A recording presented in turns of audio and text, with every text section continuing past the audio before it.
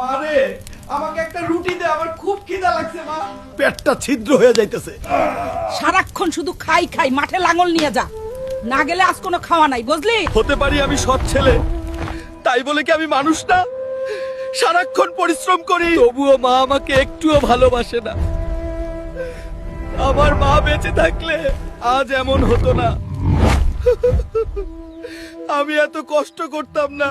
Spider মায়ের কি হয়েছে রে? এমনি করে খাটে শুয়ে আছে কেন? মরতে দে বুড়িটারে, সারাক্ষণ নাটক করে।